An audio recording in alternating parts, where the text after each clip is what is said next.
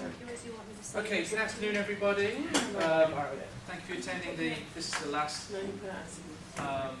talk in the Colloquium series of the Kaput Centre this year. I know there are a couple more people who are coming up who make a start. Appreciate that you attend today. It gives me great pleasure to introduce Bill Penuel to you. He's from SRI International. Bill and I have worked for several years together on a variety of things, and it's really exciting that he can come back here to give a talk.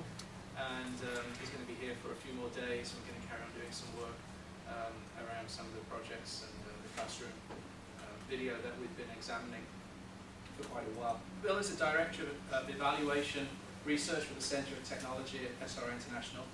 His expertise is in areas of technology-supported classroom-based assessment, program evaluation, and science and technology education policy. So there's just a few expertise.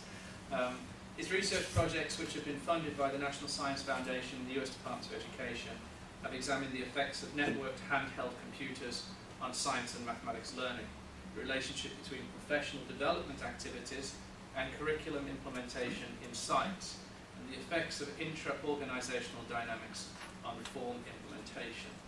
Currently, he is a senior researcher for the NSF-funded Centre Learning in Informal and Formal Environments, where he's studying how curriculum materials informed by learning sciences research can be enacted successfully in diverse classroom settings.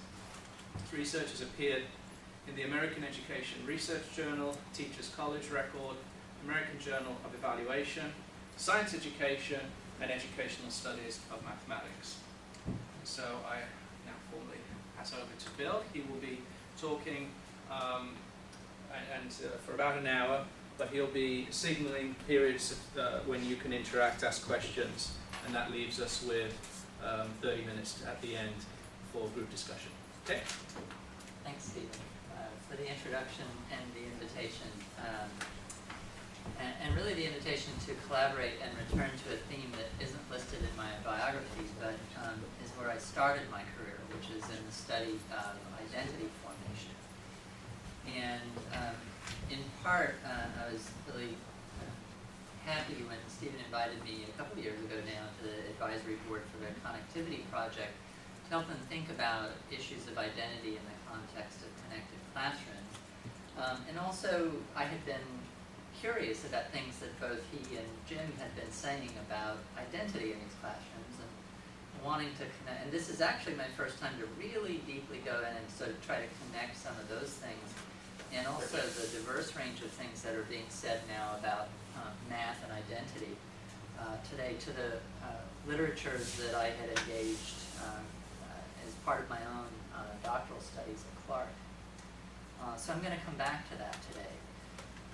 And I want to mention a piece of shared history that I learned in a conversation with Jim at AERA in Seattle a number of years back, which is that the man on the right is the late Bernie Kaplan from the psychology department at Clark, where I went as both an undergraduate and a graduate student. And it turns out we discovered that Bernie had both convinced us, separated by a few decades, to stay at Clark and just hang on and see what we might learn from this institution. And much of what I'm going to say today is what I learned from this man, Bernie Kaplan, in particular, who turned out was also an inspiration to Jim.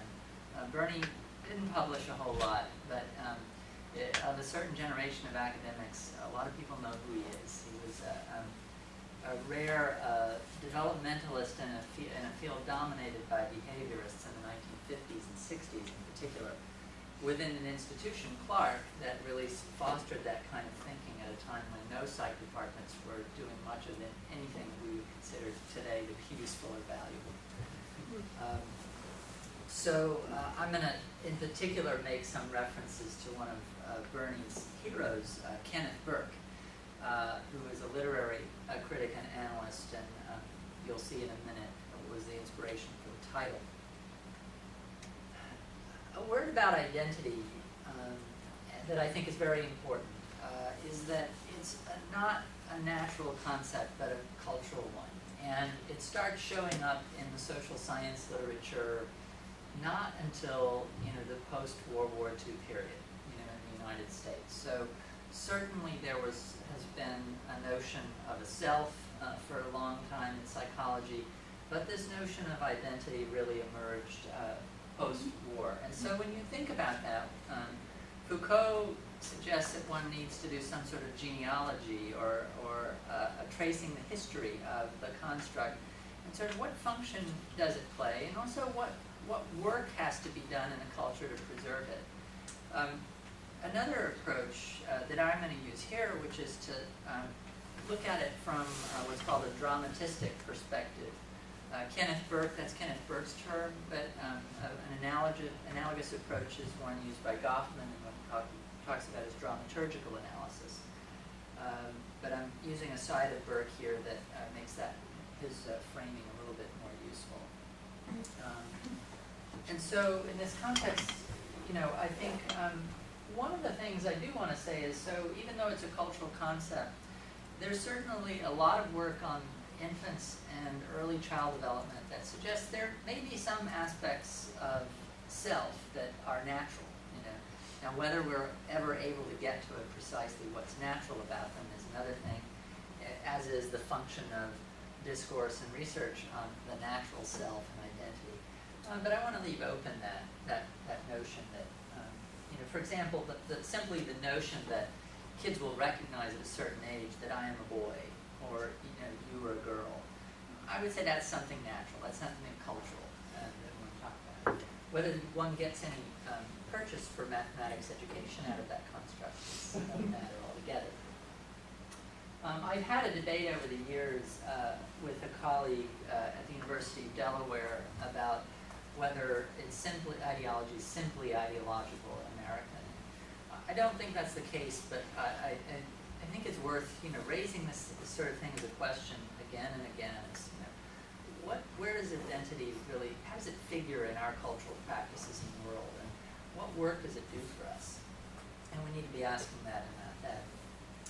A colleague at University of North Carolina, someone just passed me this article in which she reviewed a paper I wrote with Jim Wirch a number of years ago on identity and Vygotsky.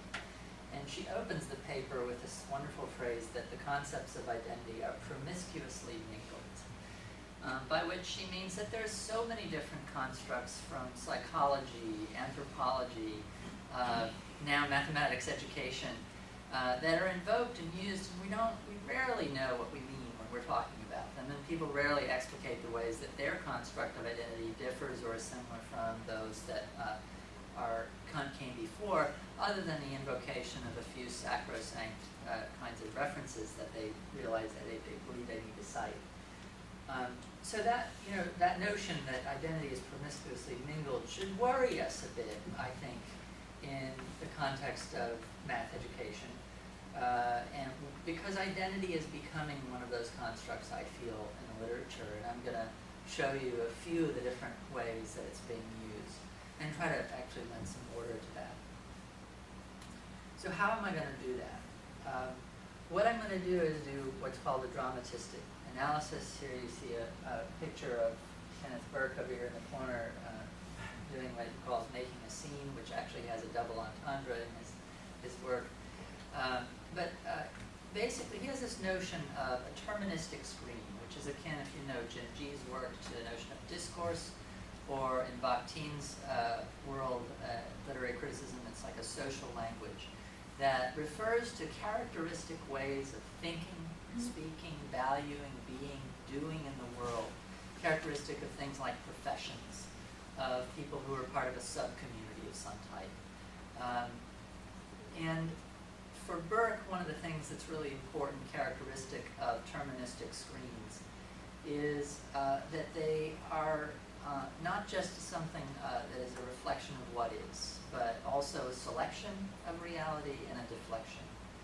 And his view is this, just in Burke's own words, this is a dramatistic view of language in terms of symbolic action, is exercised about the necessarily suasive or persuasive nature of even the most unemotional scientific nomenclatures.